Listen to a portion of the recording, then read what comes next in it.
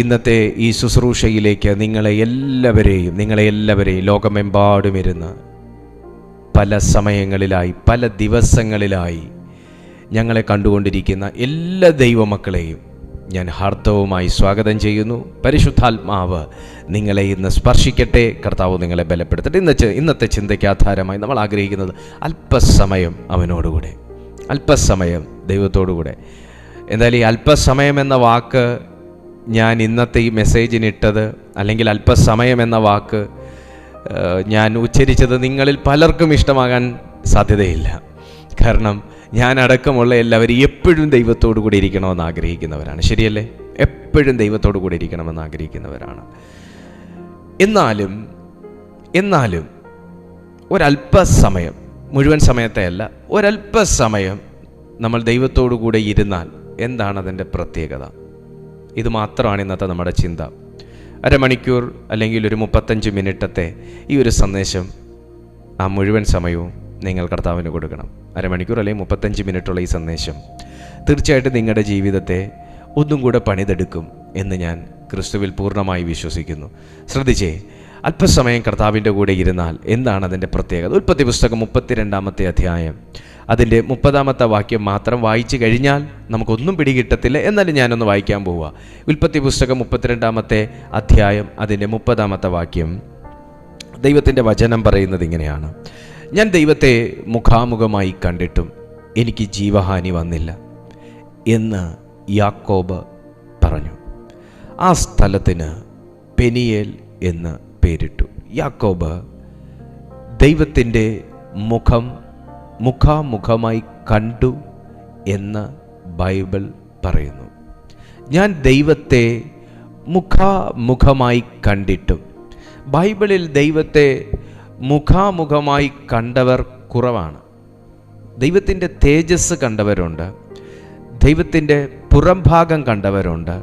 പക്ഷെ ദൈവത്തെ മുഖാമുഖമായി കണ്ടു എന്ന് യാക്കോബ് ഇവിടെ രേഖപ്പെടുത്തുമ്പോൾ ദൈവമായിട്ട് തൻ്റെ മുമ്പിൽ വെളിപ്പെട്ടതല്ല, ദൈവം ഒരു പുരുഷൻ്റെ രൂപത്തിൽ തൻ്റെ മുമ്പിൽ വെളിപ്പെട്ടു. ഈ ചരിത്രം ശരിക്കും പറഞ്ഞാൽ ഇതൊരു 2-3 എപ്പിസോഡുകളായിട്ട് എടുക്കേണ്ട ഒരു വളരെ ആഴമേറിയ ദൂതുള്ള ഒരു ഭാഗമാണ് ഞാൻ ഇപ്പോൾ വായിച്ചത്. ഇത് 32-ന്റെ അധ്യായം മാത്രം എടുത്തിട്ട് കാര്യമില്ല. ഇതിനകത്ത് 31 ചേർക്കണം, 30 ചേർക്കണം. അങ്ങനെ നമ്മളൊരു 3, 4, 5 അധ്യായങ്ങൾ ഒരുമിച്ച് ചേർത്ത് വെച്ച് സംസാരിക്കുമ്പോൾ മാത്രമാണ് ഇതിൻ്റെ ആഴങ്ങൾ മനസ്സിലാകുന്നത്. നിങ്ങൾ ഒരിക്കലും പഴയ നിയമത്തെ വില കുറച്ച് കാണരുത്, പുതിയ നിയമത്തെയും വില കുറച്ച് കാണരുത്. 2 പുസ്തകങ്ങളും സമപ്രാധാന്യം അർഹിക്കുന്ന പുസ്തകങ്ങളാണ്. ഒരുപക്ഷെ നിങ്ങൾക്ക് പഴയ നിയമം വായിക്കുമ്പോൾ മനസ്സിലാകാനുള്ള സാധ്യത കുറവാണ്. കാരണം അതിനകത്ത് ഉപയോഗിച്ചിരിക്കുന്ന ഭാഷകൾ, ആ കാലം, അന്നത്തെ ഭരണം, അന്നത്തെ രീതികൾ എല്ലാം കാരണം മനസ്സിലാക്കാനുള്ള സാധ്യത കുറവായിരിക്കും. അതുകൊണ്ട് നമ്മൾ പുതിയ നിയമത്തിൽ കൂടുതൽ ശ്രദ്ധ കേന്ദ്രീകരിക്കുന്നു, ഇഷ്ടപ്പെടുന്നു. കാരണം യേശുവിൻ്റെയും യേശുവിൻ്റെ അത്ഭുതങ്ങളുടെയും ഒക്കെ കാര്യങ്ങൾ പുതിയ നിയമത്തിനകത്ത് കുറച്ചും കൂടെ ലളിതമായി പറഞ്ഞിട്ടുള്ളത് കൊണ്ട്. എന്നാൽ യാക്കോബിൻ്റെ വാക്കിൽ ഞാൻ വീണ്ടും നിങ്ങളുടെ ശ്രദ്ധയെ കൊണ്ടുവരുന്നു. ഞാൻ ദൈവത്തെ മുഖാമുഖമായി കണ്ടു. എപ്പോഴാണ് ദൈവത്തെ മുഖാമുഖമായി യാക്കോബ് കണ്ടതെന്നറിയാമോ? ചിലരുടെ മുഖം യാക്കോബിൻ്റെ മുഖത്തിന് നേരെ പഴയതുപോലെ അല്ലാതിരുന്നപ്പോഴാണ്. ഇനി നിങ്ങളുടെ ശ്രദ്ധ എനിക്ക് വേണം കേട്ടോ, അരമണിക്കൂറേ ഉള്ളൂ, നിങ്ങളുടെ ശ്രദ്ധ വേണം. എപ്പോഴാണ് ദൈവത്തെ മുഖാമുഖമായി യാക്കോബ് കണ്ട സന്ദർഭം എന്നറിയാവോ? യാക്കോബ് ദൈവത്തെ മുഖാമുഖമായി കണ്ട സന്ദർഭം എപ്പോഴാണെന്നറിയാവോ? ചില ആൾക്കാരുടെ, അതായത് കഴിഞ്ഞ ദിവസം നല്ല മുഖത്തോടെ ഇരുന്ന ചിലർക്ക് ഇന്ന് അദ്ദേഹത്തോട് ആ പഴയ മുഖമല്ല, ഇന്നലത്തെ മുഖമല്ല. കമോൺ, പിടികിട്ടുന്നുണ്ടോ? മനസ്സിലായില്ല. 31-ാമത്തെ അധ്യായത്തിലേക്ക് വന്നേ. Genesis chapter 31. നമുക്കതിൻ്റെ 1 മുതൽ വായിച്ചാലോ? 1 മുതൽ വായിക്കാം. എന്നാൽ ഞങ്ങളുടെ അപ്പനുള്ളതൊക്കെയും യാക്കോബ് എടുത്തു കളഞ്ഞ് ഞങ്ങളുടെ അപ്പൻ്റെ വക കൊണ്ട് അവൻ ഈ ധനമൊക്കെയും സമ്പാദിച്ചു എന്ന് ലാബാൻ്റെ പുത്രന്മാർ പറഞ്ഞ വാക്കുകളെ അവൻ കേട്ടു. യാക്കോബ് ലാബാൻ്റെ മുഖത്ത് നോക്കിയാറേ അത് തൻ്റെ നേരെ മുമ്പേ ഇരുന്നത് പോലെ അല്ല എന്ന് കണ്ടു. കാര്യം മനസ്സിലായോ? യാക്കോബ് ലാബാൻ്റെ മുഖത്ത് നോക്കിയാറേ അത് തൻ്റെ നേരെ മുമ്പേ ഇരുന്നതുപോലെ അല്ല. മനുഷ്യൻ്റെ മുഖം നോക്കി, ഞാൻ കഴിഞ്ഞ ദിവസം മനുഷ്യൻ്റെ മുഖത്ത് നോക്കുന്നതിനെക്കുറിച്ച് ഇന്നലെ രാത്രിത്തെ ടങ്സ് പ്രയറിന് ശേഷം ദൈവാത്മാവ് എൻ്റെ ഉള്ളിൽ അങ്ങനൊരു ചിന്ത ഇട്ടിട്ട് ഒരു മെസ്സേജ് ഇന്നലെ ഞാൻ തന്നായിരുന്നു. ഇതൊക്കെ അന്നേരം കർത്താവ് തരുന്നതാട്ടോ. ഇതൊക്കെ അന്നേരം ദൈവം തരുന്ന മെസ്സേജുകളാണ്. അല്ലാതെ ഞാൻ ആഗ്രഹിക്കുന്നത് ആ 1 hour പ്രാർത്ഥനയാണ്. പക്ഷേ ഒരുപാട് പേർക്ക് അതിനിടയിൽ ഒരു ചെറിയ ചിന്ത കിട്ടിയാൽ കൊള്ളാമെന്നുണ്ടെന്ന് എനിക്ക് തോന്നുന്നു. എന്തായാലും ഞാൻ അങ്ങനെ ചെയ്തു. അതൊരു വലിയ ഡെലിവറൻസ് ആയിരുന്നു ഇന്നലത്തെ message. Okay, come to the point. യാക്കോബ് ലാബാൻ്റെ മുഖത്ത് നോക്കിയപ്പോൾ പല വാക്കുകളെ പ്രതി പലരുടെ വായിൽ നിന്നുള്ള വാക്കുകൾ കേട്ട്, തൻ്റെ പുത്രന്മാരുടെ വായിലെ വാക്കുകൾ കേട്ട്, പല ചിന്തകൾ കേട്ട് ലാബാൻ്റെ ഉള്ളം യാക്കോബിനോടൊരു പ്രതികൂലം, ഈ ലാബാൻ്റെ ഉള്ളം യാക്കോബിനോടൊരു എതിർപ്പ്, ഒരു കോപം, അതെന്തോ ചെയ്തു? മുഖത്ത് എക്സ്പ്രസ് ചെയ്തു. ഈ അകത്തുള്ളത് മുഖത്ത് എക്സ്പ്രസ് ചെയ്യും. അകത്തുള്ളത് മുഖത്ത് റിവീലായിട്ട് വരും. അതൊരു എക്സ്പ്രഷനാണ്. ആ എക്സ്പ്രഷനിൽ അത് വരും. ഇവിടെ ലാബാൻ്റെ മുഖത്ത് രാവിലെ കണ്ട ലാബാൻ്റെ മുഖമല്ല യാക്കോബ് വന്ന് ഉച്ചയ്ക്ക് നോക്കിയപ്പോൾ. കാരണം യാക്കോബ് തന്നെ അത് റിയലൈസ് ചെയ്യാണ്, ലാബാൻ്റെ മുഖം മുമ്പേ ഇരുന്നതുപോലെ അല്ല ഇപ്പോൾ എൻ്റെ നേരെ. അതുകൊണ്ട് എന്താ ചെയ്തേ? ലാബാൻ്റെ മുഖം കറുത്തു എന്ന് പറഞ്ഞ് യാക്കോബിന് അന്നത്തെ ദിവസം പോയില്ല. ഉടനെ ഒരു ദൈവശബ്ദം യാക്കോബിൻ്റെ ജീവിതത്തിൽ വെളിപ്പെട്ടു. യാക്കോബിൻ്റെ ജീവിതത്തിലെ നീതി കാണുന്ന ഒരു ദൈവമുണ്ട്. യാക്കോബിൻ്റെ ജീവിതത്തിലെ നീതി കാണുന്നൊരു ദൈവമുണ്ട്. യാക്കോബ് ഉപായിയാണെന്ന് നമുക്ക് ദൈവത്തിൻ്റെ വചനം പഠിക്കുമ്പോൾ മനസ്സിലാവും. പക്ഷേ യാക്കോബിൻ്റെ ജീവിതത്തിലെ നീതി കാണുന്ന ഒരു ദൈവമുണ്ട്. 10 പ്രാവശ്യം ചരിത്രം പഠിക്കുമ്പോൾ നമുക്ക് കാണാം, 10 പ്രാവശ്യം യാക്കോബിനോടുള്ള പ്രതിഫലം, യാക്കോബിൻ്റെ പ്രതിഫലം മാറ്റി 10 പ്രാവശ്യം യാക്കോബിനെ വട്ടം ചുറ്റിച്ച ചരിത്രം നമുക്ക് ഉൽപ്പത്തി പുസ്തകം 31-ാമത്തെ അധ്യായം പഠിക്കുമ്പോൾ നമുക്കതിൻ്റെ 6-ാമത്തെ വാക്യം വായിക്കുമ്പോൾ നമുക്ക് മനസ്സിലാക്കാനായിട്ട് കഴിയും. പക്ഷേ ലാബാൻ്റെ മുഖം യാക്കോബിൻ്റെ മുഖത്തിന് നേരെ പ്രതികൂലമായപ്പോൾ ദൈവത്തിൻ്റെ മുഖം യാക്കോബിൻ്റെ മുഖത്തിന് നേരെ അനുകൂലമായി. ഒന്നുകൂടെ, ലാബാൻ്റെ മുഖം യാക്കോബിൻ്റെ മുഖത്തിന് നേരെ പ്രതികൂലമായപ്പോൾ ദൈവത്തിൻ്റെ മുഖം യാക്കോബിൻ്റെ മുഖത്തിന് നേരെ അനുകൂലമായി. യേശുക്രിസ്തുവിൻ്റെ നാമത്തിൽ ഈ വേർഡ് അല്പസമയം ദൈവസന്നിധിയിൽ ദൈവത്തോടുകൂടെ ഇരിക്കാമെന്ന്, ദൈവവചനം കേൾക്കാമെന്ന്, ലഭ്യമാകുന്ന സമയം അല്പമൊന്ന് പ്രാർത്ഥിക്കാമെന്ന്, അല്പമൊന്ന് വചനം ചിന്തിക്കാമെന്നൊക്കെ തീരുമാനമെടുത്ത് ദൈവസന്നിധിയിൽ ഇരുന്നപ്പോൾ ഈ സന്ദേശം നിങ്ങളുടെ മുമ്പിൽ തുറന്നു തന്ന പരിശുദ്ധാത്മാവ് ഇന്ന് നിങ്ങളോട് പ്രവചിക്കുന്നു. പലരുടെയും മുഖം നിങ്ങളുടെ മുഖത്തിന് നേരെ പ്രതികൂലമാകുമ്പോൾ ദൈവത്തിൻ്റെ മുഖം നിന്റെ മുഖത്തിന് നേരെ അനുകൂലമാകും. പലരുടെയും മുഖം നിന്റെ മുഖം കണ്ട് നിന്നിൽ നിന്നും അകന്നു നീങ്ങുമ്പോൾ ദൈവത്തിൻ്റെ മുഖം നിന്റെ മുഖത്തിന് നേരെ തിരിഞ്ഞു വരും. പലരുടെയും മുഖം നിന്റെ മുഖത്തിന് നേരെ മുമ്പേ ഇരുന്നതുപോലെ അല്ലാതിരിക്കുമ്പോൾ ദൈവത്തിൻ്റെ മുഖം മുമ്പൊന്നും നിന്റെ ജീവിതത്തിൽ ആയിട്ടില്ലാത്തതുപോലെ നിന്റെ നേരെ അനുകൂലമായിട്ട് വരും. അത് സ്വന്തം ഭവനത്തിൽ നിന്നായിരിക്കാം, സ്വന്തം സ്ഥാപനത്തിൽ നിന്നായിരിക്കാം, സ്വന്തം കുടുംബത്തിൽ നിന്നായിരിക്കാം, നിങ്ങളുടെ പഞ്ചായത്തിൽ നിന്ന് തന്നെ ആയിരിക്കാം, സ്വന്തം സഭയിൽ നിന്നായിരിക്കാം. അവരുടെ മുഖം നിങ്ങളുടെ മുഖത്തിന് നേരെ മുമ്പേ ഇരുന്നതുപോലെ അല്ലാതിരിക്കുമ്പോൾ ദൈവത്തിൻ്റെ മുഖം മുമ്പൊന്നും ഇല്ലാത്തതുപോലെ നിന്റെ മുഖത്തിന് നേരെ അനുകൂലമായി മാറും. ഇതൊരു പ്രവചന ശബ്ദമാണ്. യാക്കോബ് ദൈവത്തിൽ ആശ്രയിച്ചു. ഉടനെ ഒരു ദൈവശബ്ദം വെളിപ്പെട്ടു. അപ്പോൾ യഹോവ, നിങ്ങൾ ആ അപ്പോൾ എന്നുള്ള വാക്ക് എപ്പോഴാ വന്നതെന്ന് നോക്കണം. അപ്പോൾ എന്ന വാക്ക് എപ്പോഴാ വന്നതെന്ന് നോക്കണം.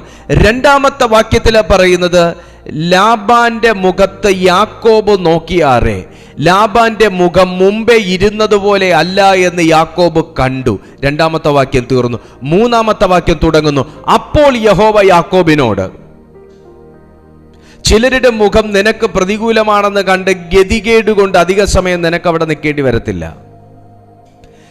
ചിലരുടെ മുഖം മുഷിഞ്ഞ മുഖവും കണ്ട് ഗതികേട് കൊണ്ട് അവരുടെ ഔദാര്യവും പറ്റി നിനക്ക് അവിടെ അധികം കാലം കഴിയേണ്ടി വരത്തില്ല. അല്പസമയം ദൈവത്തിൻ്റെ സന്നിധിയിൽ ചെലവിടാൻ തയ്യാറാണെങ്കിൽ, ദൈവം പറയുന്നത് കേൾക്കാനുള്ള ആത്മീയ കാതുകൾക്ക് കുരുട് സംഭവിച്ചിട്ടില്ലെങ്കിൽ, ബധിരത ബാധിച്ചിട്ടില്ലെങ്കിൽ, ഇതുപോലുള്ള സന്ദർഭങ്ങളിൽ ദൈവം നിന്നോട് സംസാരിക്കും. ഇതുപോലെയുള്ള സന്ദർഭങ്ങളിൽ കർത്താവ് നിന്റെ ജീവിതത്തോട് ഇടപെടും. ഇതുപോലെയുള്ള സന്ദർഭത്തിൽ ദൈവം നിന്നോട് വായി തുറക്കും. എപ്പോഴും ദൈവം വായി തുറന്നിട്ടുണ്ടോ യാക്കോബിനോട്? ഇല്ല. എന്നാൽ ഇപ്പോൾ ദൈവം വായി തുറക്കുകയാണ്. പരിശുദ്ധാത്മാവ് ആരോടോ പറയുന്നു, ഇന്ന് ദൈവം നിന്നോട് സംസാരിക്കുകയാണ്. ഞാൻ ഒരു വാക്കും കൂടെ ചേർത്ത് പറയുകയാണ്. എൻ്റെ ഉള്ളിൽ അത് എഴുതി കാണിക്കുന്നു. നിങ്ങൾ ഇതേ ചാനലിലെ അനേക മെസ്സേജുകൾ നിങ്ങൾ ഇതിനു മുന്നേ കേട്ടിട്ടുണ്ട്. ഞാൻ തന്നെയാണ് പ്രസംഗിച്ചത്. പക്ഷേ ഇന്നത്തെ ഈ ദൈവശബ്ദം പലരെയും തൊടുന്നു. ഇന്നത്തെ ഈ സന്ദർഭം പലരുടെയും ജീവിതത്തോടുള്ള ദൈവിക ഇടപെടലാണ്. ഇന്നത്തെ ഈ സന്ദേശം അനേക ഹൃദയങ്ങൾക്കുള്ള ഉത്തരപ്പൊതികളായിട്ടാണ് ദൈവം ഈ സന്ദേശം പുറപ്പെടുവിച്ചുകൊണ്ടിരിക്കുന്നത്.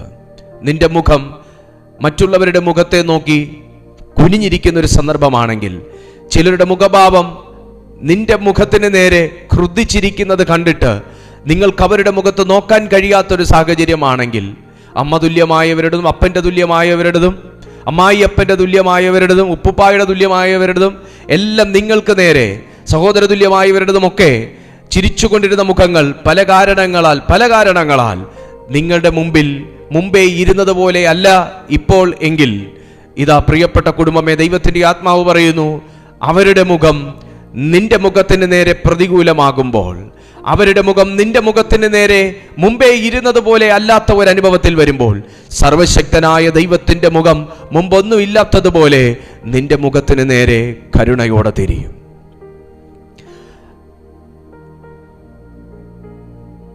അവങ്കിലേക്ക് നോക്കിയവർ പ്രകാശിതരായി, അവരുടെ മുഖമോ ലജ്ജിച്ചു പോയതുമില്ല. Price to Jesus.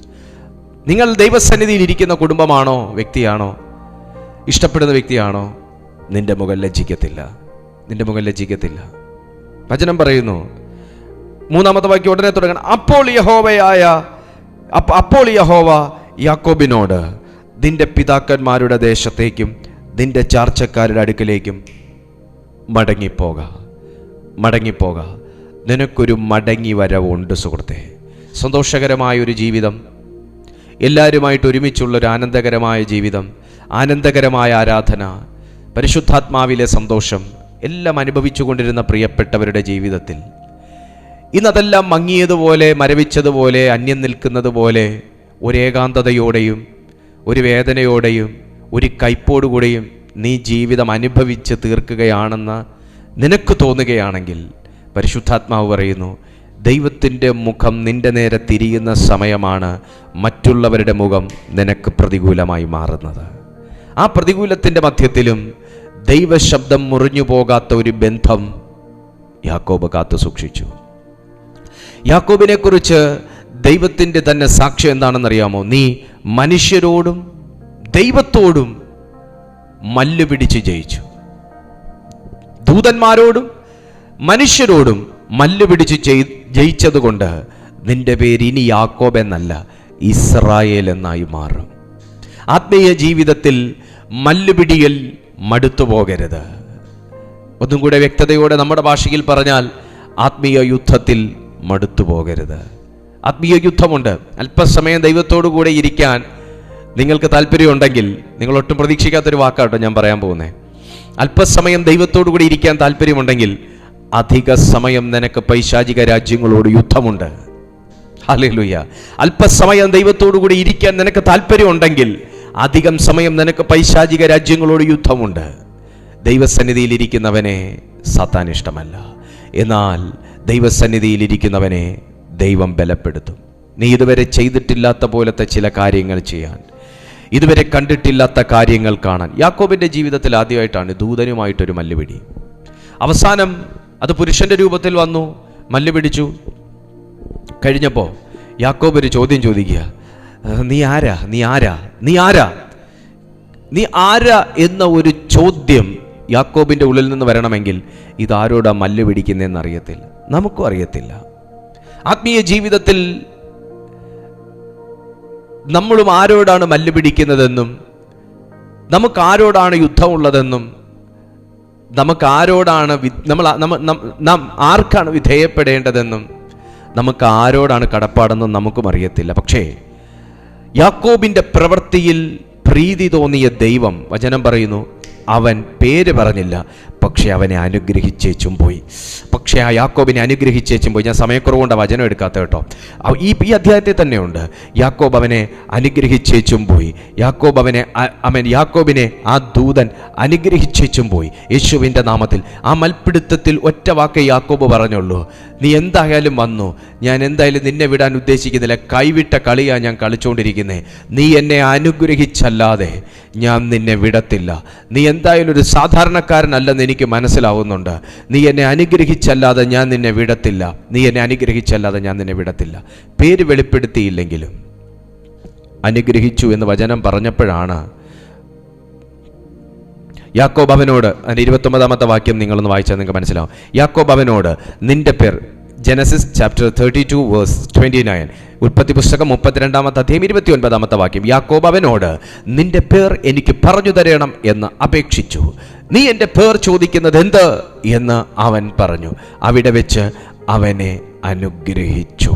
ഞാൻ 30-ാമത്തെ വാക്യത്തിൽ പറയുന്നു, അവിടെ വെച്ച് അവനെ അനുഗ്രഹിച്ചു എന്ന് പറഞ്ഞപ്പോൾ യാക്കോബ് ഒരുപാട് പേരുടെ അനുഗ്രഹം മേടിച്ചിട്ടുണ്ട്. യാക്കോബ് ഒരുപാട് പേരുടെ അനുഗ്രഹം മേടിച്ചിട്ടുള്ളൊരു വ്യക്തിയാണ്. പക്ഷേ ആരും അനുഗ്രഹിക്കാത്തതുപോലത്തെ, ആരും അനുഗ്രഹിക്കുമ്പോൾ കണ്ടിട്ടില്ലാത്തതുപോലത്തെ എന്തോ ഒരു വിഷൻ, എന്തോ ഒരു കാഴ്ച, എന്തോ ഒരു പ്രത്യേകത ഈ വ്യക്തിയിൽ നിന്ന് വന്ന അനുഗ്രഹത്തിൽ ഉണ്ടായതുകൊണ്ടാണ് 30-ാമത്തെ വാക്യത്തിൽ പറഞ്ഞത്, ഞാൻ ഒരു മനുഷ്യനെ കണ്ടു എന്നല്ല, ഞാൻ വർഷങ്ങൾ കാത്തിരുന്നൊരു വ്യക്തിയെ കണ്ടു എന്നല്ല, ഞാൻ ഈ ലോകത്തിലെ ഏറ്റവും വലിയ ധനവാനെ കണ്ടു എന്നല്ല, ഞാൻ ദൂതനെ കണ്ടു എന്നുമല്ല. അനുഗ്രഹത്തെ നോട്ടീസ് ചെയ്ത യാക്കോബ് പറഞ്ഞു, ഞാൻ ദൈവത്തെ മുഖാമുഖമായി കണ്ടു, ഞാൻ ദൈവത്തെ മുഖാമുഖമായി കണ്ടു. പ്രിയപ്പെട്ട സഹോദര സഹോദരി, ഞാൻ ദൈവാത്മാവിൽ നിങ്ങളോട് പറയുന്നു, നിങ്ങളുടെ ജീവിതത്തിൽ ഇന്ന് സ്ട്രഗിൾസ് ഉണ്ടെങ്കിൽ, യാക്കോബ് അനുഭവിച്ചതുപോലത്തെ സ്ട്രഗിൾസ് ഉണ്ടെങ്കിൽ, യാക്കോബ് അനുഭവിച്ചതുപോലത്തെ മല്ലുപിടുത്തത്തിന്റെ അനുഭവങ്ങൾ ഉണ്ടെങ്കിൽ, യാക്കോബ് അനുഭവിച്ചതുപോലത്തെ മരണകരമാകുന്ന അനുഭവങ്ങൾ ഉണ്ടെങ്കിൽ, പ്രിയപ്പെട്ട സുഹൃത്തെ, അതിന്റെ മധ്യത്തിൽ നീ കാണുന്നത് തകർച്ചയല്ല, മരണമല്ല, മരണദൂതനുമല്ല, നിന്നെ അനുഗ്രഹിക്കുന്ന ദൈവത്തെയാണ്. ആമേൻ. നിന്നെ അനുഗ്രഹിക്കുന്ന ദൈവത്തെയാണ്. ലാബാന്റെ മുഖം യാക്കോബിന്റെ മുഖത്തിന് നേരെ നേരത്തെ ഇരുന്നതുപോലെ അല്ല എന്ന് യാക്കോബ് കണ്ടപ്പോ, ഇതുവരെ താൻ കണ്ടിട്ടില്ലാത്ത ദൈവത്തിന്റെ മുഖം കാണുവാൻ യാക്കോബിനൊരു വാതിൽ തുറന്നു കിട്ടുകയാണ്. Oh mighty God, in Jesus name.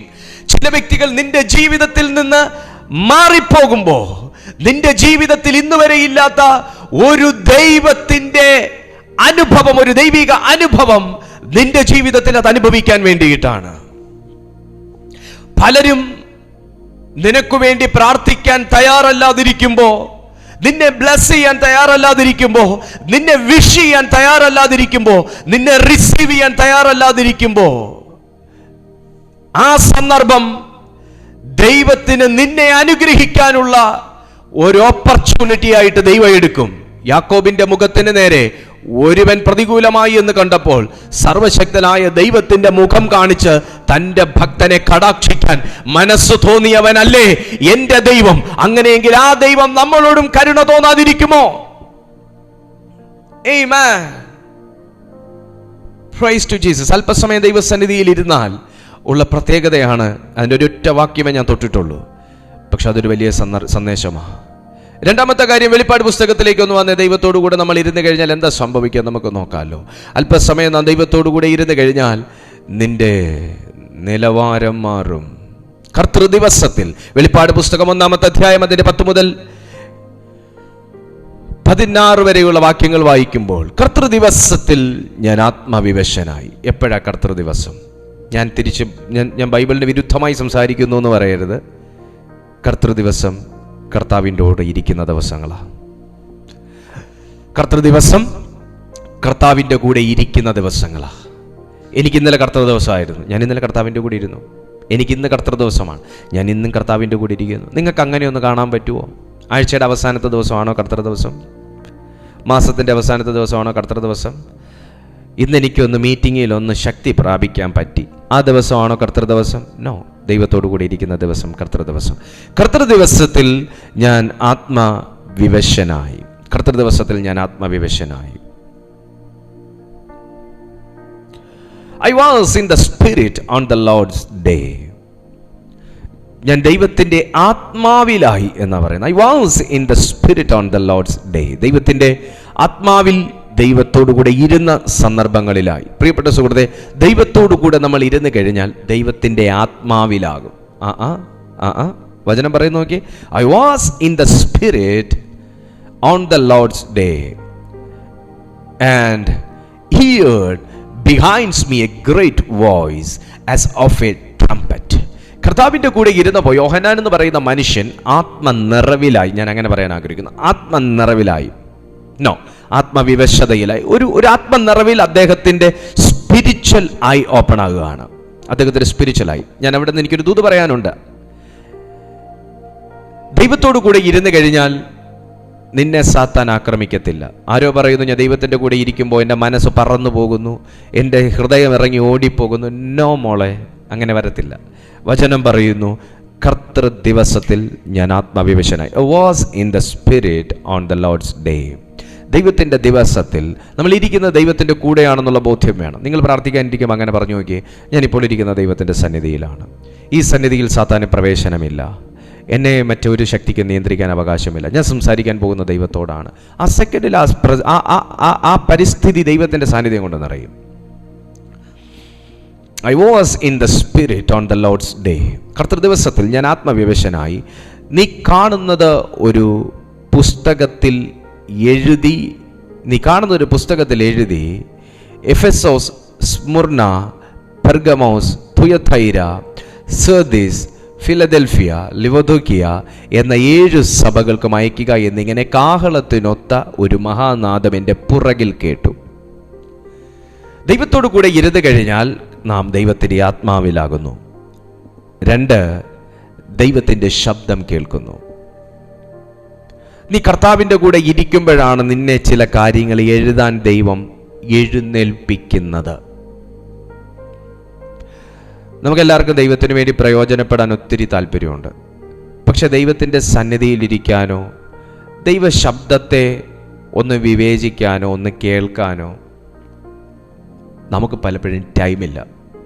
അല്ലെങ്കിൽ നമ്മളെ ആ ഒരു സാഹചര്യം അനുവദിക്കുന്നില്ല.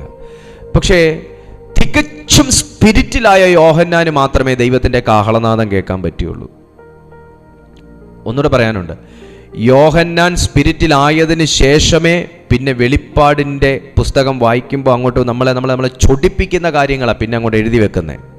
നീ കേൾക്കുന്നത്, ഞാൻ ഈ പറയുന്ന സഭകൾക്ക് 7 സഭകൾക്ക് നീ ഒരു പുസ്തകത്തിൽ എഴുതുക എന്ന ഒരു കാഹളനാദത്തിനൊത്ത മഹാനാദം കേട്ടു. വീണ്ടും പറയാനുണ്ട് എനിക്കൊരു ദൂത്. ദൈവത്തോടു കൂടെ ഇരുന്നാൽ നീ കേൾക്കുന്ന ശബ്ദം ഒരു ഓർഡിനറി വോയിസ് ആയിരിക്കത്തില്ല. ഞാൻ വളരെ കൂളായിട്ടാണ് സംസാരിച്ചു പോകുന്ന കേട്ടോ. ഞാൻ പറയുന്ന മെസ്സേജിനകത്ത് അത്രയും കഴമ്പുണ്ട്.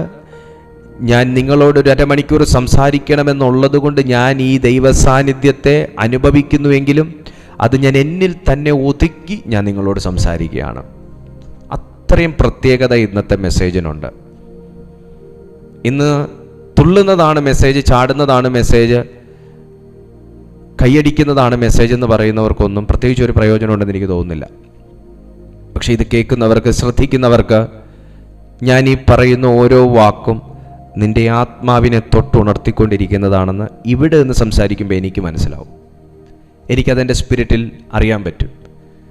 ദൈവത്തോടു കൂടെ ഇരുന്നാൽ നീ സാധാരണമല്ലാത്തൊരു വോയിസ് കേൾക്കും. അല്പസമയം കർത്താവിനോടുകൂടെ ഇരുന്നാൽ നീ ചില കാര്യങ്ങൾക്ക്, അതായത് സ്പിരിറ്റ് ഒരു വ്യക്തിയുടെ ജീവിതത്തിൽ വന്നാൽ, പരിശുദ്ധാത്മാവ് ഒരു വ്യക്തിയുടെ ജീവിതത്തെ കൺട്രോൾ ചെയ്യാൻ തുടങ്ങിക്കഴിഞ്ഞാൽ എന്താണോ സംഭവിക്കുന്നത് അത് ചെയ്യാൻ സാധാരണ മനുഷ്യനില്ലാത്ത ഒരു കാലിബറിലേക്ക് ദൈവം നിന്നെ അപ്ഗ്രേഡ് ചെയ്യും. നീ കാണുന്നത്, യോഹന്നാൻ നീ ഇത്രയും വർഷം, അതായത് നീ പത്മോസിലേക്ക് വരുന്നതിന് മുൻപ് നീ ഒത്തിരി കണ്ടു, ഒരുപാട് കണ്ടു, അത്ഭുതവും കണ്ടു, അടയാളവും കണ്ടു, രോഗശാന്തിയും കണ്ടു, എല്ലാം കണ്ടു. പക്ഷേ അതെഴുതാൻ കർത്താവ് പറഞ്ഞില്ല. അതെഴുതാൻ പറഞ്ഞില്ല. 1. 2, അതിനെക്കുറിച്ചൊരു ഓർമ്മ പോലും ഇവിടെ ഇല്ല എന്നുള്ളതാ. അതിനെക്കുറിച്ച് ഒരു ഓർമ്മ പോലും ഇവിടെ ഇല്ല എന്നുള്ളതാ. ആ കണ്ട കാര്യങ്ങളെക്കുറിച്ച്, ആ കാണുന്ന കാര്യങ്ങളെക്കുറിച്ച് ഒരു ഓർമ്മ പോലും ഇല്ല. സ്പിരിറ്റിൽ, I was in the spirit on the Lord's day. ആ സ്പിരിറ്റിലായതിനു ശേഷം അദ്ദേഹം പിന്നെ കാണുന്നത് ഇതുവരെ കണ്ടിട്ടില്ലാത്ത കാര്യങ്ങളാണ്. ഞാൻ ദൈവാത്മാവിൽ ചിലരോട് കൈമാറുകയാണ്. നീ ദൈവസന്നിധിയിൽ ഇരുന്ന് നീ ദൈവത്തിൻ്റെ ആത്മാവിലായി കഴിയുമ്പോൾ പിന്നെ നീ കണ്ടിട്ടില്ലാത്ത കാര്യങ്ങൾ കാണുവാൻ നിന്റെ സ്പിരിച്വൽ ഐസ് ഓപ്പൺ ആകും. കേട്ടിട്ടില്ലാത്ത പലരും പറഞ്ഞ് നിങ്ങളുടെ കാതുകൾ അടച്ചു കാണും. നിന്നെക്കുറിച്ച് കുറ്റം പറഞ്ഞ്, നിന്റെ തകർച്ചകളെക്കുറിച്ച്, നിങ്ങളുടെ പോരായ്മയെക്കുറിച്ച്, നിങ്ങളുടെ കഴിവില്ലായ്മയെക്കുറിച്ച്, നിങ്ങളുടെ തോൽവിയെക്കുറിച്ച്, നിങ്ങളുടെ ജീവിതത്തിലെ ദുഃഖ സഹതാപ കഥകളെക്കുറിച്ച് പറഞ്ഞൊക്കെ നിങ്ങളുടെ കാത് അടച്ചു വെച്ചിരിക്കുകയായിരിക്കും. ആ കാത് ദൈവത്തിന് വേണ്ട വേണ്ട വേണ്ട. പിന്നെയോ നീ ദൈവസന്നിധി ചെന്നിരിക്കുമ്പോൾ ദൈവം നിനക്ക് പുതിയ ഒരു വോയിസ് ദൈവം ഓപ്പൺ ചെയ്തു തരും. ഞാനിത് പറഞ്ഞുകൊണ്ടിരിക്കുമ്പോൾ ചിലരുടെ ശരീരത്തിലേക്ക് ദൈവത്തിൻ്റെ സാന്നിധ്യം ഇറങ്ങുന്നത് എനിക്കറിയാം. ഈ മെസ്സേജ് ഞാൻ പറഞ്ഞുകൊണ്ടിരിക്കുമ്പോൾ ഭയങ്കര സൈലൻ്റ് ആയിട്ടുള്ള ഒരു ഹെവി പവറാണ് ഈ സമയം ഇതിനകത്ത് വ്യാപരിച്ചുകൊണ്ടിരിക്കുന്നത്. നിങ്ങൾക്ക് ആർക്കെങ്കിലും വൈദ്യുതിയെ കാണാൻ പറ്റുമോ? പറ്റത്തില്ല. പക്ഷേ ആ സാധനം പറക്കുമ്പോൾ ശബ്ദം വല്ലതും ഉണ്ടോ? ഒരു ശബ്ദവും ഇല്ല, ഒരു ബഹളവും ഇല്ല. വൈദ്യുതി വന്നോ പോയോ നമ്മളൊന്നും അറിയുന്നുമില്ല. അങ്ങനെയുള്ള ആൾക്കാരുമുണ്ട്. വൈദ്യുതിയോ വന്നോ പോയോ ഉണ്ടായിരുന്നോ എന്ന് ചോദിക്കുന്നവരും ഉണ്ട്. പക്ഷെ കേട്ടോ, വൈദ്യുതി വരുമ്പോൾ സൗണ്ട് ഉണ്ടോ? ഇല്ല. വൈദ്യുതി സർപ്പാസ് ചെയ്യുമ്പോൾ സൗണ്ട് ഉണ്ടോ? ഇല്ല. പക്ഷെ അതിമേ തൊട്ടാലോ വിവരം അറിയും എന്നതുപോലെ. അതുപോലെ അത്രയും സൈലൻ്റ് ആയിട്ടുള്ള ഈ ഒരു അന്തരീക്ഷത്തിൽ ദൈവത്തിൻ്റെ സാന്നിധ്യം മെഗാ വോൾട്ടായി ചിലരെ തൊടുന്നുണ്ട്. നീ ദൈവസന്നിധിയിൽ ഇരിക്കുന്ന സമയമായത്. ഈ സാന്നിധ്യത്തിന് നിന്നെ തൊട്ടേ പറ്റൂ. This is the day, this is the day for you. ദൈവത്തിൻ്റെ ആത്മാവിൻ്റെ ആത്മവിവശതയുടെ ആ സ്ലേയിങ്ങിൻ്റെ ആ ഒരു അനുഭവം, ആത്മവിവശതയുടെ ആ ഒരു അനുഭവത്തിലേക്ക് പരിശുദ്ധാത്മാവ് ചിലരെ ഉയർത്തുകയാണ്. ഈ ഒരു ആത്മാവിൻ്റെ നിറവിലൊരു വ്യക്തി ആയിക്കഴിഞ്ഞാൽ, ഈ ആത്മാവിൻ്റെ നിറവിലൊരു വ്യക്തി ആയിക്കഴിഞ്ഞാൽ അവൻ കേട്ടിട്ടില്ലാത്ത സ്വർഗീയ ശബ്ദങ്ങൾ കേൾക്കും. ദൂതൻ അതാ ഇവിടെ യോഹന്നാൻ പറയുന്നത്, കാഹളനാദത്തിനൊത്ത ഒരു മഹാനാദം എൻ്റെ പുറകിൽ ഞാൻ കേട്ടു. എന്നോട് സംസാരിച്ച നാദം എന്ത് എന്ന് കാണാൻ ഞാൻ തിരിഞ്ഞപ്പോൾ ഇപ്പോൾ നമ്മൾ എന്താ പറഞ്ഞേ? നമ്മൾ കർത്താവിനോട് കൂടെ ഇരുന്നാൽ ആത്മനിറവിലാകും. 2, ആത്മനിറവിലായാൽ നമ്മൾ കേട്ടിട്ടില്ലാത്ത ശബ്ദങ്ങൾ സ്വർഗത്തിൽ നിന്ന് കേൾക്കും. അതെന്നോട് സംസാരിക്കുന്ന ശബ്ദമാണ്. ചിലപ്പോൾ ദൂതന്മാർ വോർഷിപ്പ് ചെയ്യുന്ന സൗണ്ടായിരിക്കും നീ കേൾക്കുന്നത്. ദൂതന്മാർ ആനന്ദിക്കുന്ന, നൃത്തം ചെയ്യുന്ന ശബ്ദമായിരിക്കാം നീ കേൾക്കുന്നത്. ദൂതന്മാർ ചിലമ്പ് തട്ടി ദൈവത്തെ ആരാധിക്കുന്ന സന്ദർഭമായിരിക്കാം, സാഹചര്യമായിരിക്കാം നീ കേൾക്കുന്നത്. ആൻഡ് ദ തേർഡ് വൺ ദൈവത്തോടു കൂടി ഇരിക്കുമ്പോൾ തിരിഞ്ഞപ്പോൾ 7 പൊൻനിലവിളക്കുകളെ. John, this is a great thing. നീ ആത്മാവിനോടുകൂടെ ഇരുന്നാൽ ജോണിന് വീണ്ടും ഓപ്പണായ ഒരു റിലമാണ് കാണുവാനുള്ള കാഴ്ച. കാണുവാനുള്ള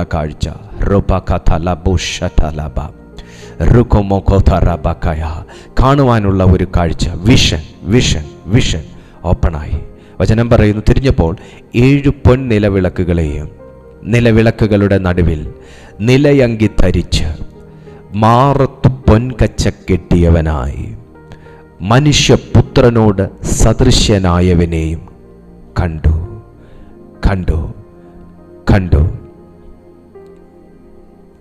And I turned to see the voice that spake with me, and being turned, I saw 7 golden candlesticks, and in the midst of the 7 candlesticks, one like unto the Son of Man, clothed with a garment down to the foot, and girt about the paps with a golden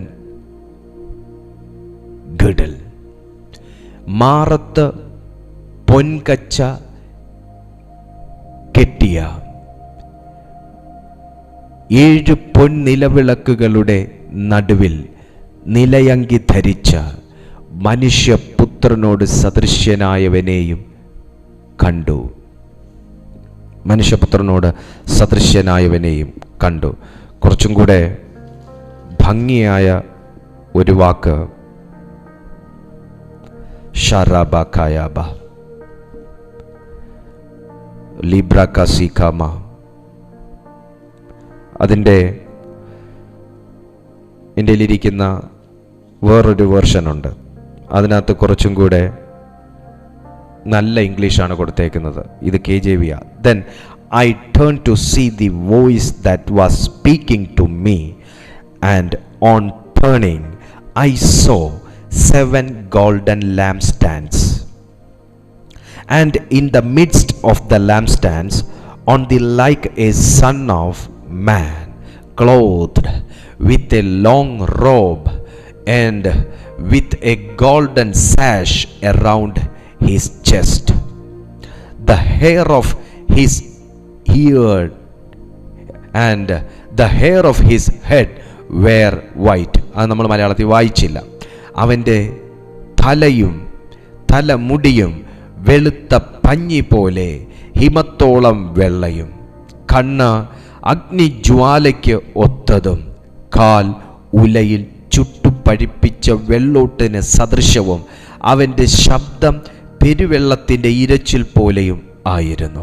അവൻ്റെ വലം കൈയിൽ 7 നക്ഷത്രവും അവൻ്റെ വായിൽ നിന്ന് മൂർച്ചയേറിയ ഇരുവായ്ത്തലയുള്ള വാൾ പുറപ്പെടുന്നു. അവൻ്റെ മുഖം സൂര്യൻ ശക്തിയോടെ പ്രകാശിക്കുന്നത് പോലെ ആയിരുന്നു. ഒരപൂർണതയുടെ വാക്ക്, ഞാൻ ഇതുകൊണ്ട് നിർത്തുവാട്ടോ, നമ്മുടെ സമയം ഒരുപാട് പോയി. ഒരപൂർണതയുടെ വാക്ക് ഞാൻ കണ്ടപ്പോൾ അവിടെ ഇങ്ങനെ എന്തോ പോലെ ഉള്ളതുപോലെ തോന്നി.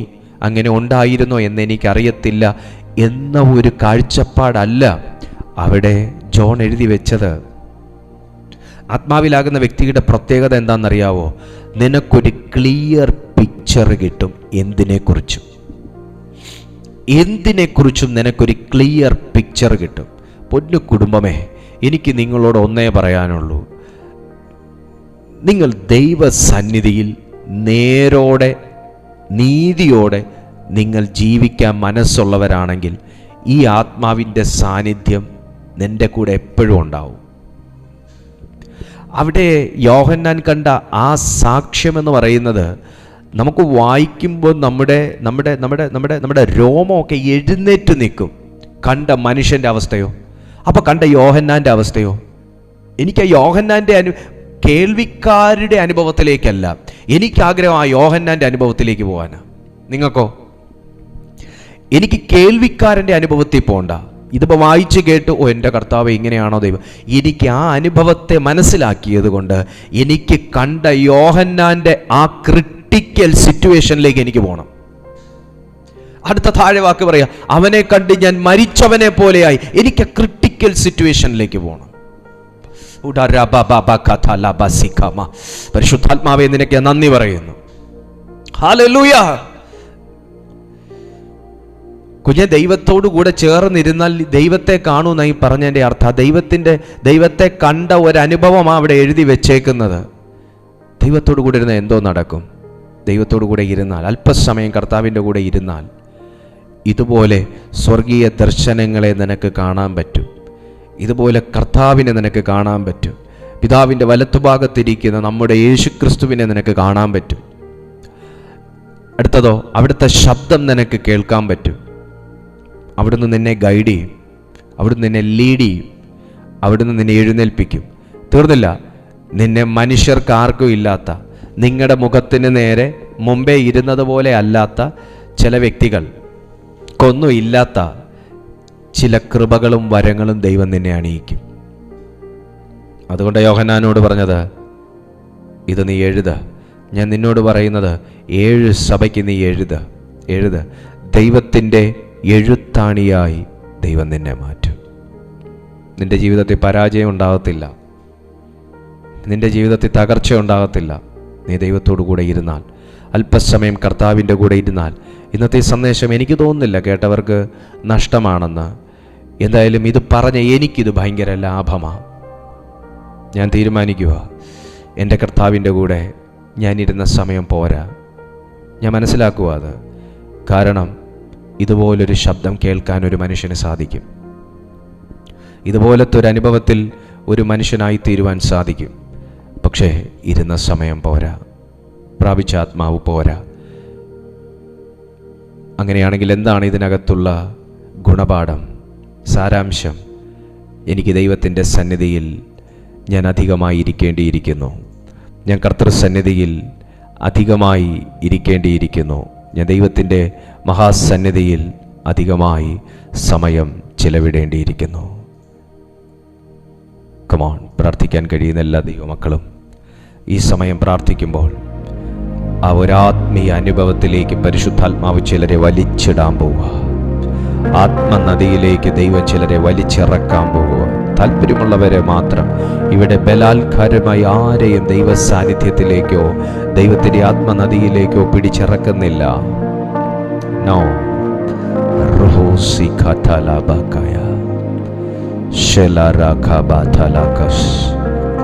ഞാൻ വ്യക്തമായി അറിയുന്നൊരു കാര്യം ഞാൻ പറയാം.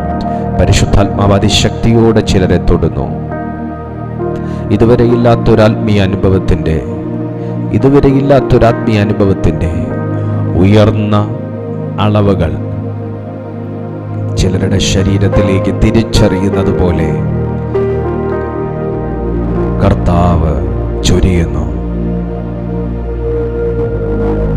സ്വീകരിക്കാൻ, ഈ സാന്നിധ്യം സ്വീകരിക്കാൻ ഒരുക്കമുള്ള ആരെങ്കിലും ഇതിനകത്തുണ്ടെങ്കിൽ ഇപ്പോൾ അപ്പാ ആ അനുഭവം എനിക്കും തരണമേ എന്ന് പറയാം.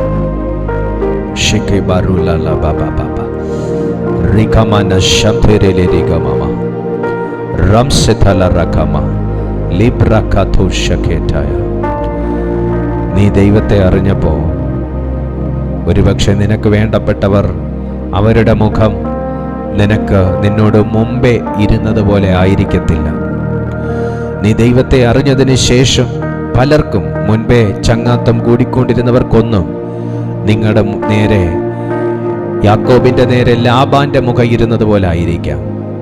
പക്ഷേ എപ്പോൾ ലാബാന്റെ മുഖം യാക്കോബിന്റെ മുഖത്തിന് നേരെ മുമ്പേ ഇരുന്നത് പോലെ അല്ലാത്തതായോ, ആ സെക്കൻഡ് മുതലേ ദൈവത്തിന്റെ മുഖം യാക്കോബിന് അനുകൂലമായിരുന്നു. ദൈവം പറയാണ്, അവർ നിന്റെ കൂടെ ഇല്ലെങ്കിലും ഞാൻ നിന്റെ കൂടെ ഇരിക്കും. ഞാൻ നിന്റെ കൂടെ ഇരിക്കും. ഞാൻ നിന്റെ കൂടെ ഇരിക്കും. പരിശുദ്ധാത്മാവാരോട് പറയുന്നു, നീ ദൈവത്തെ അറിഞ്ഞതിൻ്റെ പേരിൽ നീ അനാഥയാകാനൊന്നും പോകുന്നില്ല. നീ ദൈവത്തെ അറിഞ്ഞതിൻ്റെ പേരിൽ, അംഗീകരിച്ചതിൻ്റെ പേരിൽ നിങ്ങളൊന്നും ഇല്ലാതെ നശിച്ചു പോകാനൊന്നും പോകുന്നില്ല. അവർക്കില്ലാത്ത പലതും ദൈവം നിങ്ങൾക്കുണ്ടാക്കും. അവർക്കില്ലാത്ത പലതും ദൈവം നിങ്ങളുടെ മേലിടും. അവരെ കൊണ്ട് കഴിയാത്ത പലതും കർത്താവ് നിങ്ങളിലൂടെ ചെയ്തെടുക്കും. നീ വന്നത് വെറുതെ ആയില്ല. നിങ്ങൾ ഈ കർത്താവിനെ അറിഞ്ഞത് വെറുതെ ആയില്ല.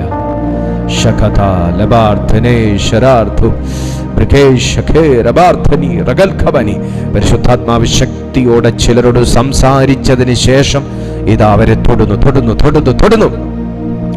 ആരോടോ ദൈവം ഹൃദ്യമായി സംസാരിച്ചതിന് ശേഷം ആത്മാവതി ശക്തിയോടെ ചിലർ തൊടുന്നു. In the mighty name. നിന്നെ ഉറപ്പിക്കുക ദൈവം, ഉറപ്പിക്കുക. രാംസഥാൽ മാൽഖോനിയ ലബാർഥി രാഷ്പതുനി ഹാർഥുൻ റൈഖൈതു സറാഥൈ ബഹോലി ഷൈഡൽ ബൗറ റംസഖൈൻഡല ബഹാസിയ. നീ കർത്താവിനെ അറിഞ്ഞതിന് ശേഷം പണ്ട് നിന്റെ കൂടെ നടന്നവരാരും നിന്നോടുകൂടെ നടക്കുന്നില്ലായിരിക്കും. പക്ഷെ ഓർത്തോ അവിടെ മുതല ദൈവം നിന്റെ കൂടെ നടക്കാൻ തുടങ്ങുന്നത്. ദൈവം നിന്റെ കൂടെ നിഴലായും അല്ലാതെയും ഒക്കെ നടക്കാൻ തുടങ്ങുന്നത്. പണ്ട് നിന്റെ കൂടെ നടന്നവർ നിന്റെ കൂടെ നടക്കാനില്ലാത്തത് കൊണ്ട് യേശുവിന്റെ അധികാരമുള്ള നാമത്തിൽ പിതാവേ, ഞാൻ ഈ ജനത്തിനായി പ്രാർത്ഥിക്കുന്നു. ഡാഡി ഇവരോട് സംസാരിച്ചതിന്, ഞങ്ങളോട് സംസാരിച്ചതിനായി സ്തോത്രം.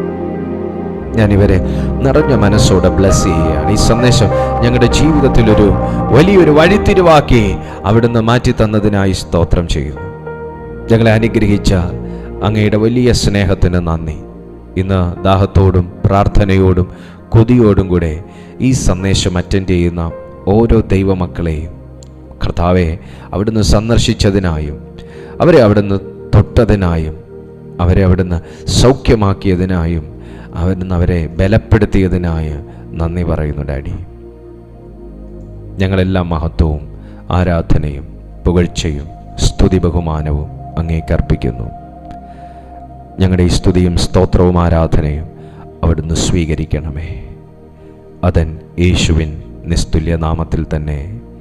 ആമേൻ, ആമേൻ, ആമേൻ. ദൈവം നിങ്ങളുടെ ജീവിതത്തിൽ വലിയ കാര്യങ്ങൾ ചെയ്തിട്ടുണ്ട് എന്നുണ്ടെങ്കിൽ മാത്രം കരങ്ങൾ ഉയർത്തി ദൈവത്തെ മഹത്വപ്പെടുത്തിയാട്ടെ. Hallelujah, hallelujah, hallelujah. Praise to Jesus.